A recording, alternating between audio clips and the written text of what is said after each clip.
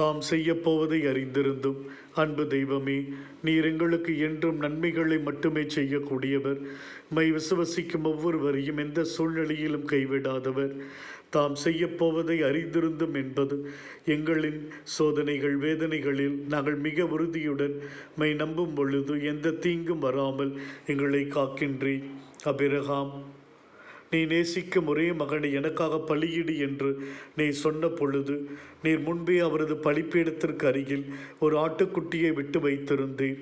சக்கேயு பாவி என்று அழைக்கப்பட்ட பொழுது அவர் அபிரகாமின் மகன் என்று முன்பே அறிந்திருந்தீர். பாழும் கிணற்றில் யோசேப்பு தள்ளப்பட்ட பொழுது அவர் பாழும் கிணற்றில் இருக்க வேண்டியவன் அல்ல, மாறாக பாரவோனுக்கு அடுத்த இருக்க வேண்டியவன் என்று முன்பே அறிந்திருந்தேன். சிறுவன் தாவீது ஆடு மேய்த்து கொண்டிருந்த பொழுது அவன் ஒரு இடையன் அல்ல, அவன் அரசன் என்று முன்பே அறிந்திருந்தீர். லாசர் கல்லறையில் வைத்த பிற்பாடு லாசர் ஒரு பிணம் அல்ல, அவனுக்குள் உயிர் உள்ளதை முன்பே நீ அறிந்து வைத்திருந்தீர். ஆண்டவரே, நீர் எங்களுக்கு முன்குறித்து வைத்திருக்கும் கிருபைக்காக நாங்கள் உமக்கு நன்றி கூறுகிறோம். எங்கள் வாழ்வில் நோய்கள், கஷ்டங்கள், கவலைகள் சூழ்ந்திருக்கலாம். எங்களுக்கென்று ஒரு நல்வாழ்வை முன்பே அறிந்து வைத்திருக்கிறீர் சுவாமி.